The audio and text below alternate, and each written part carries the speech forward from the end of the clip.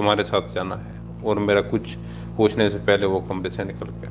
अगले रोज सुबह सवेरे हम दोनों नाइट पास पर जा रहे थे। मैंने अमजद को रोकने की बहुत कोशिश की, लेकिन इसने मेरी बात मानने से इनकार कर दिया।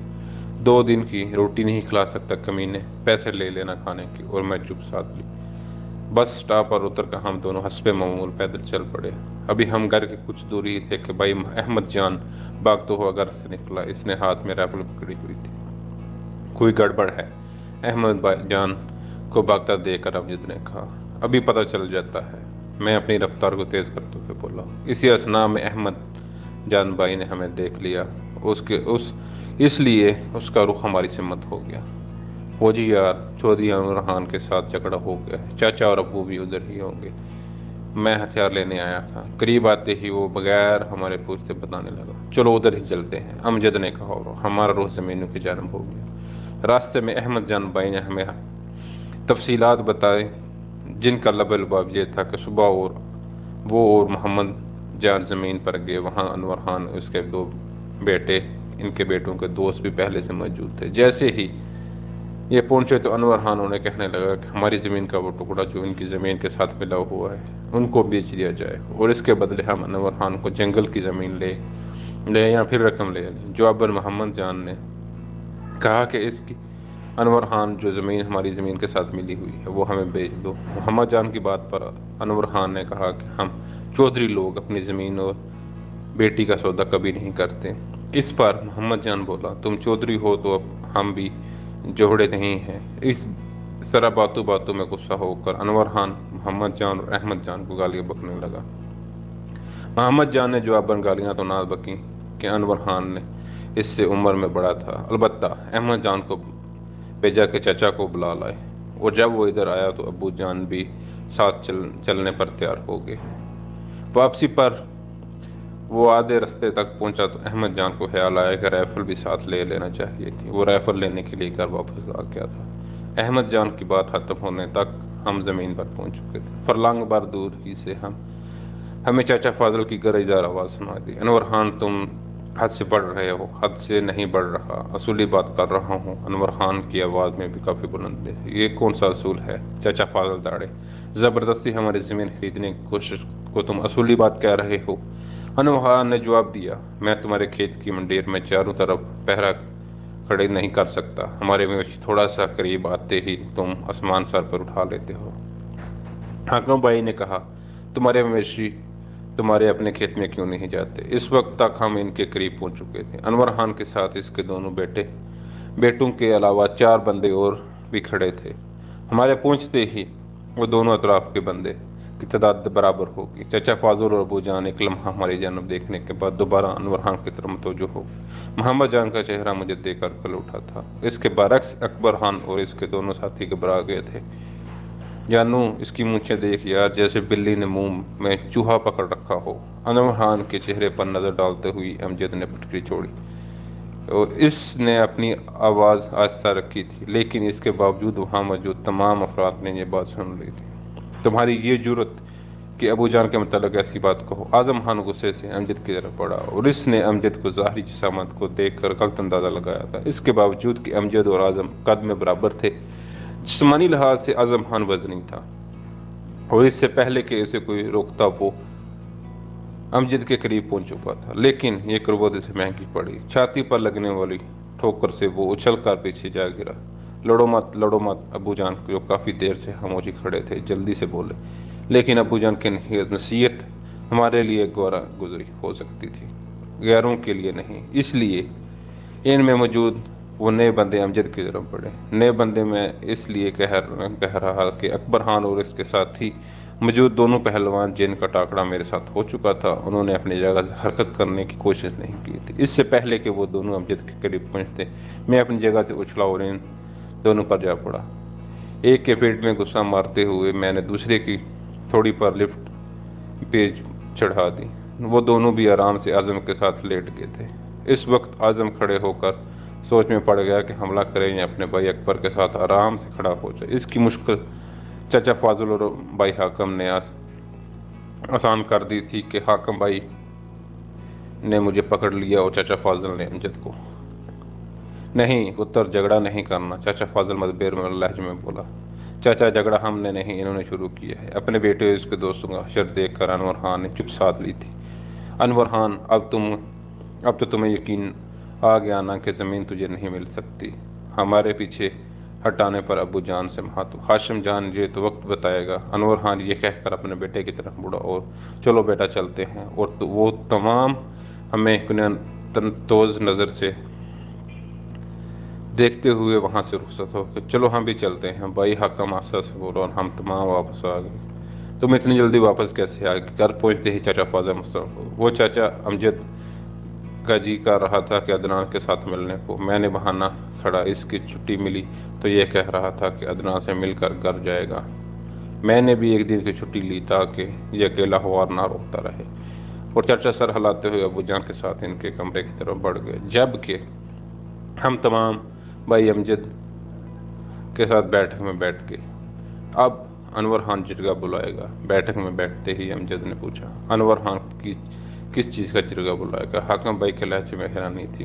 جرگہ تو ہم بلوائیں گے، کیونکہ جھگڑا کرنے میں پہل تو انور خان نے کی تھی۔ کب بلائیں گے؟ امجد نے دوبارہ سوال کیا۔ میں پوچھتا ہوں چاچا جان سے۔ حاکم بھائی اٹھ کر چاچا جان کے کمرے کی طرف بڑھ گیا۔ چھٹی کتنے دنوں کی ملی ہے امجد بھائی؟ محمد جان مستغرب ہوا۔ چھٹی کون سی بھائی؟ اسی مسئلے کے لیے نائٹ پاس آئے تھے۔ وام ہاں اتنی تکلیف کی؟ محمد جان تکلیف سے بولا۔ ہم موجود تھے، تکلیف کون سی؟ میں تو صرف انور خان کے دیدار کے لیے آیا تھا، وہ بھی کوئی دیکھنے کی چیز تھی؟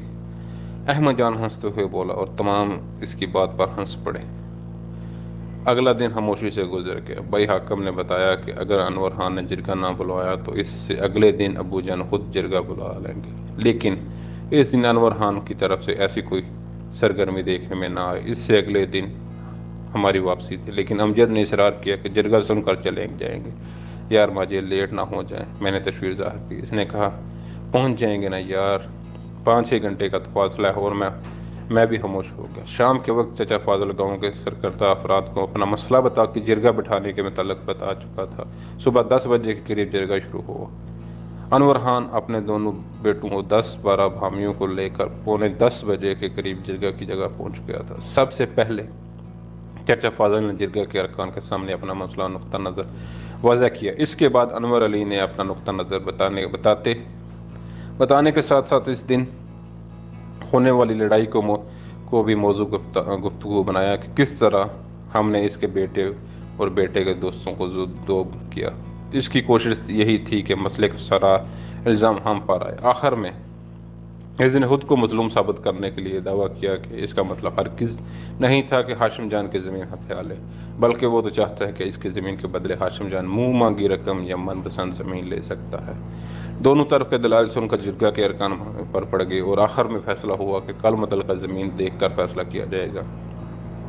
فریقین اپنے اپنے گھروں کو چلے گئے۔ اب کیا کریں ماجے، فیصلہ تو کل پڑ گیا، کوئی بات نہیں، ایک دن لیٹ چلے جائیں گے، بڑی بے عزتی ہوگی یار۔ ایسا کرو تم چلے جاؤ، میں چھٹی کا بتا دینا، میں تو جانے والا نہیں، البتہ تم جانا چاہو تو جا سکتے ہو، وہ حتمی لہجے میں بولا، اور میں نے حجت بازی کرنے کی بجائے خاموشی رہنے کی ترجیح دی۔ رات گئے تک میں امجد کے ساتھ گپ شپ کرتا رہا، لیکن میرا دماغ اپنی جگہ پر حاضر نہیں تھا۔ رہ کر مجھے لیٹ ہو جانے کا خیال آ رہا تھا۔ مختلف قسم کے اندیشے میرے ذہن میں گلبلا رہے تھے۔ انور خان کے ساتھ جھگڑے کا بھی کوئی حل نہیں نکلا رہا تھا۔ جاؤ یا نہ جاؤ، یہ نفی انبار میں مجھے الجھن میں ڈال دیا تھا۔ امجد نے بے زری سے کہا، جانو صاحب، میں گندم کی بابت پر پوچھتا ہوں کہ تمہاری جواب چنے کے متعلق ہوتا ہے، بکری کے سسار پر بھینس کے متعلق بتاتے ہو۔ یقیناً تمہیں نیند آ رہی ہے یا عدنان کی ماں کی یاد آ رہی ہے، اس لیے تمہاری بڑی مہربانی تو تشریف لے جاؤ اور مجھے بھی سونے دو۔ میں خاموشی سے اٹھ کر سونے چلا آیا۔ سعدیہ نے میری ذہنی حالت پانپ لی تھی، کیونکہ اس کے ساتھ میری گفتگو ہوں ہاں تک محدود رہی۔ پریشان کیوں ہو؟ وہ میرے بالوں میں انگلیاں پھیرتے ہوئے پوچھنے لگی۔ پریشانی کیسی؟ میں نے اسے ٹالنے کی کوشش کی، لیکن وہ عورت کہاں جو ٹل جائے۔ عورت نام ہی صنف کا ہے جو مرد کا دکھ درد کو سمجھے، اس کے زخموں پر پیار کا مرہم رکھے، اس کے ذہن سے بدگمانی اور اندیشیوں کا رفع کر دے، لیکن شرط یہ کہ وہ مرد سے محبت کرتی ہو اور میرے ساتھ सादिया की मोहब्बत कोई ढकी छुपी नहीं थी कि वो बचपन से ही मुझे टूट कर चाहती थी और मुझे इसके बगैर ज़िंदगी गुजारना मुहाल लगता था। मैंने अपने सारे मसाइल के सारे अंदेशे सादिया को सौंप दिए और खुद सो गया। रात देर तक जागने की वजह से सुबह की नमाज भी कज़ा हो गई थी। बिस्तर से निकलने को जी नहीं चाह रहा था। मैं जाने कितनी देर और बिस्तर में पड़ा रहता कि अचानक दरवाज़ा खटखटाया। भाई मोहम्मद जान कमरे में दाखिल हुआ और तुम्हें अबू जान बुला रहे हैं कहकर वापस मुड़ गया। मैंने जल्दी से उठकर हाथ मुंह धोया। सुबह की नमाज तो यूं भी नींद की नज़र हो गई थी। अलबत्ता अबू जान को दिखाने के लिए मैंने सफ़ेद टोपी सर पर रखते हुए इनके कमरे की जानब का रुख किया। दरवाजे को उंगली से बचाकर मैं अपनी आमद का ऐलान करते हुए मैं कमरे में दाखिल हुआ। चाचा फाजल भी वहीं बैठे थे। आओ पुत्र बैठो, मुझे देखते ही चाचा फाजल बोले और मैं इनकी चारपाई की जब बाएं जानब टिक गया। अमजद पुत्र सोया हुआ है। अबू जान ने हाथ में तस्बीह सराहने के नीचे रख कर मुझे मुखातब हुए। पता नहीं अबू जान, मैं अभी तक इसकी तरफ नहीं जा सका हूँ, कहकर अबू जान ने थोड़ी देर सोच में डूबे रहे और फिर खोया हुआ।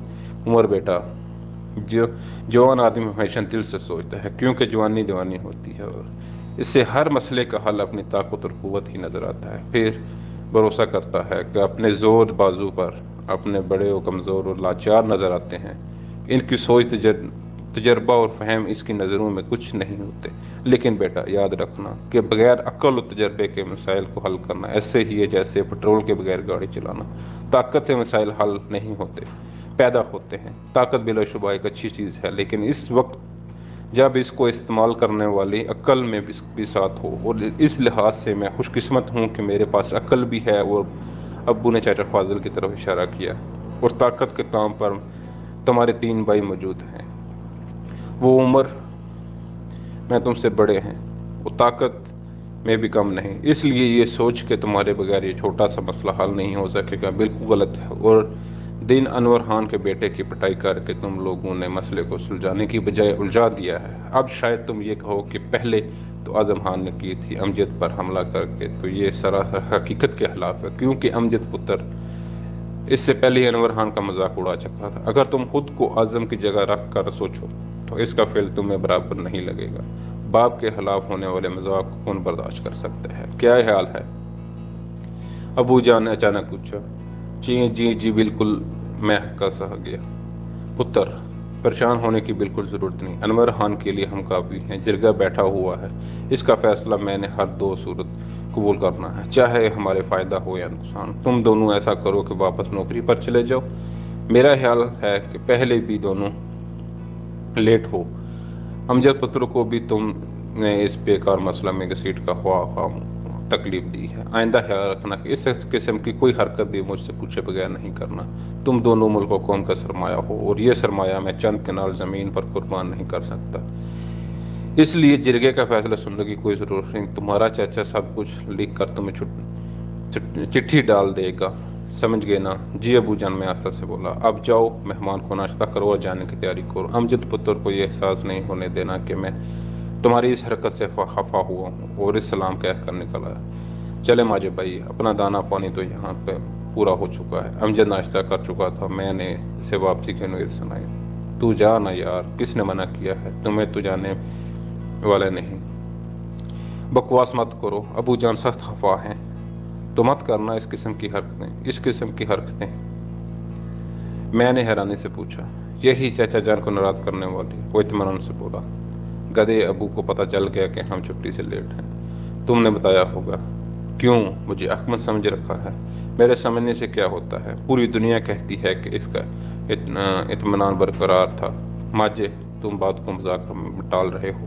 मैं दिल का, तुम्हें अंदाजा नहीं है कि हम अब्बू से कितना डरते हैं। उन्होंने कहा कि चंद कनाल ज़मीन के लिए मैं अपने कौम का सरमाया दाव पर नहीं लगा सकता। और जिरगे का फैसला हर 2 सूरत मानने के लिए तैयार बैठे हैं। और यहाँ से दफा हो जाओ। और तुम्हें खुद से विद नो टाइम मुझे हुक्म देगा कि 2 कदम आगे रखो। मैं खुद बात करता हूँ चाचा जान से। अमजद वापस न जाने पर वजिद था। जब अकल तकसीम हो रही थी ना, तो तुम कद वसूल कर रहे थे। मैं गुस्से से बोला। तो तुम चंद कदम पीछे ही थे। वो भी तिरकी बेतरकी बोला। اس سے پہلے کہ میں اسے کوئی ایسی ساتھ جواب دیتا، ابو جان بیٹھک میں داخل ہوئے۔ ہم دونوں بے اختیار کھڑے ہو گئے۔ امجد پتر کیسے ہو؟ ٹھیک ہوں چچا جان۔ پتر یہ بات ہے کہ جب پہلی بار تم ہمارے گھر آئے تھے اسی دن میں نے جان لیا تھا کہ مجھے 5واں بیٹا مل گیا، اور مجھے فخر ہے اس بات پر کہ اپنے گھر کا ذرا سا مسئلہ سنتے ہی تم بھاگتے چلے آئے۔ لیکن پتر، بات یہ ہے کہ اتنے چھوٹے مسئلے پر میں اتنی قیمتی سرمایہ کو استعمال نہیں کر سکتا۔ جب بھی کوئی مسئلہ ایسا ہوا جو ہم سے حل نہ ہو سکا، میں سب سے پہلے آپ لوگوں کو بتاؤں گا۔ اور ابو جان ہم دونوں کی طرف اشارہ کیا۔ ٹھیک ہے نا؟ اور ہم دونوں نے انبار میں سر ہلا دیا۔ اب تم چلے جاؤ، جرگے کا فیصلہ سننے کی کوئی ضرورت نہیں، کیونکہ فیصلہ جو بھی مجھے قبول ہوگا میں فاضلوں کو کہہ دوں گا کہ تمہیں چٹھی لکھ دے گا۔ اب جلدی کرو تاکہ لیٹ نہ ہو جاؤ۔ ابو جان نے امجد کو گلے لگا کر اس کا ماتھا چوما اور پیٹ تھپتھپا کر چلے گئے۔ امجد جو میرے ساتھ حجت بازی کر رہا تھا، ابو کے کہنے کے بعد ہنسی خوشی واپس جانے کے لیے تیار ہو گیا۔ 10 بجے کے قریب ہم بس سٹاپ پر پہنچ گئے۔ اس سٹاپ پر ہر گھنٹے بعد بس گزرتی جو وہاں سے شہر پہنچتی۔ 10 بجے کی گاڑی میں سوار اتنی زیادہ تعداد میں ٹھونس ہوئی تھی کہ ہمیں اس پر سوار ہونے کی ہمت نہ ہوئی۔ دوسری بس نے 11 بجے وہاں سے گزرنا تھا۔ امجد بولا، چلو یار، ہوٹل میں بیٹھ کر گاڑی کا انتظار کرتے ہیں۔ میں نے انبار میں سر ہلایا۔ ہم دونوں ہوٹل کی چارپائی پر جا کر بیٹھ گئے۔ مجھے مختلف قسم کے مزدور، ڈرائیور اور فارغ طبقے کے لوگ چارپائیوں پر بیٹھ کر گپے شپے میں مشغول تھے۔ ہم دونوں بھی ان میں شامل ہو گئے۔ 11 بجنے میں چند منٹ رہتے تھے جب چارپائی پر بیٹھے لوگ میں ہلچل سی مچ گئی، کیونکہ بس کے آنے کا وقت ہو گیا تھا۔ لوگ ہوٹل کے مالک کو چائے اور ناشتے وغیرہ کی ادائیگی کر رہے تھے۔ ہوٹل کا مالک جرا پہلوان، جو اپنے وقت میں علاقے کا چیمپئن تھا، چارپائی پر لیٹا سب سے ہنس ہنس کر باتیں کرتے ہوئے بل وصول کر رہا تھا، اور میں امجد بھی اس کی جہازی سائز چارپائی کی طرف بڑھ گئے تاکہ ادائیگی کر سکیں۔ میں نے رقم نکالنے کے لیے جیب میں ہاتھ ڈالا۔ اسی وقت ایک شخص موٹر سائیکل سیٹتا ہوا پہلوان کی چارپائی کے نزدیک ہے۔ او بھائی شیرخان، کیا حال ہے؟ اسے دیکھتے ہی جیرا پہلوان جگہ، حال کو چھوڑو جیرے بھائی، ذرا موٹر سائیکل کی چابی دو، میں تھانے کا چکر لگاؤں، میری موٹر سائیکل میں پیٹرول ختم ہو گیا ہے۔ خیر تو ہے، تھانے کس لیے؟ جیرے پہلوان نے حیرانی سے پوچھا، اور اس کے ساتھ ہی وہ اپنی موٹر سائیکل کی چابی اس کی جانب اچھال دی، جس کو کیچ کر کے شیرخان چارپائی کے نزدیک کھڑی جب جیرے کی نئے ماڈل موٹر سائیکل کی طرف بڑھتا ہوا بولا، رحمان ہیل میں 2 قتل ہو گئے، زمین کا مسئلہ تھا، میں تھانے میں اطلاع دے دوں، تفصیلات تمہیں واپسی پر بتاؤں گا۔ یہ کہتے ہوئے وہ موٹر سائیکل دوڑتا ہوا تھانے کی جانب بڑھ گئے۔ تھانہ وہاں سے 2 میل کے آگے سڑک کے کنارے واقع تھا۔ قتل کا لفظ سنتے ہی میں نے ہاتھ میں موجود 10 کا نوٹ جیرے پہلوان کی گود میں پھینک اور بقایا لیے بغیر اپنے گاؤں کی جانب دوڑ پڑا۔ امجد مجھ سے 2 قدم آگے تھا۔ ہم لوگ ہمارے بھاگنے کی وجہ سے سمجھ گئے ہوں گے کہ جی ہاں، رحمان ہیل میرے ہی گاؤں کا نام ہے۔ ہم دونوں تیز رفتاری کا ریکارڈ توڑنے رحمان ہیل کی طرف بھاگ جا رہے تھے۔ یوں بھی بھاگ دوڑنا کمانڈو سروس کا حصہ خاصا ہے، لیکن اس وقت دوڑنا کمانڈو سروس کی بنسبت رفتار کی وجہ سے مختلف تھا۔ گاؤں کی حدود میں داخل ہونے تک ہماری سانس پھول چکی تھی۔ مکانات کی حدود کے قریب جا کر امجد رک گیا۔ میں دوڑا تھا، وہاں سے ایک راستہ گھر کی طرف اور دوسرا ہماری زمینوں کی طرف جا رہا تھا۔ کدھر چلیں؟ اس نے پھولی سانسوں کے درمیان پوچھا۔ میں جواب دینے کی بجائے سوچ میں پڑ گیا، کیوں نہ کہ ہم دونوں حادثے کی جگہ سے لا علم تھے، کسی سے پوچھ لیتے، مگر سوچ میں ڈوبا دیکھ کر وہ دوبارہ بولا، اور میں نے انبار میں سر ہلا کے اس اتفاق کیا کہ مگر وہاں نزدیک کوئی بھی موجود نہیں تھا جس سے پوچھا جاتا۔ ایک خیال کے تحت گلی کے سرے پر واقع گھر کے دروازے کی جانب بڑھا، اور اس سے پہلے کہ میرا ہاتھ دستک دینے کے لیے اٹھتا، مجھے گلی کے موڑ سے محمد جان بھائی مڑتا نظر آیا، اور میں دستک دینے کا ارادہ ملتوی کرتے ہوئے محمد جان کی سمت دوڑ پڑا۔ امجد نے بھی گال باری سے دیکھ لیا تھا، کیونکہ مجھے اپنے پیچھے امجد کے دوڑنے قدم کی آواز سنائی دی۔ کیا بات ہے؟ ہم جیسے ہی دوڑتے ہوئے اس کے قریب پہنچے، اس نے حیرانی سے پوچھا۔ ہم نے اڈے پر سنا ہے کہ 2 قتل ہو گئے ہیں۔ ٹھیک ہے، مگر تمہارا اس سے کیا تعلق؟ ہم نے سوچا شاید انور خان کے ساتھ آپ لوگ۔ میں نے اسے خدشے کا اظہار کرنے کی کوشش کی۔ نہیں، ایسی کوئی بات نہیں، وہ قطع کلامی کرتے ہوئے بولا۔ وہ خیر محمد اور شراب خشاں के बेटों के मैदान फायरिंग हुई है। दोनों का एक एक बंदा हलाक हो गया है। इसी वजह से आज जरगी की कार्रवाई मुखर हो गई है। इनकी तो सुलह हो चुकी थी। सुलह मोहम्मद जान तलखी से हंसा, फौजी साहब गंडापुरों की सुलह और जंग बंदी से तुम खूब वाकिफ हो, इसके बावजूद सुलह सफाई बाबत पूछ रहे हो। ठीक है, लेकिन फायरिंग की कोई खास वजह? सुना तो यही है कि खैर मोहम्मद के बेटे अकमल को कल सराब शाह के बेटे फजल शाह ने बुज़दिली का ताना दिया था। वो दोनों मेरे अमीर खान बेलदाल की शादियां शिरकत के लिए गए थे। झगड़ा तो इसी वक्त बढ़ जाता, लेकिन अमीर खान और दूसरे लोगों के बीच में पड़ने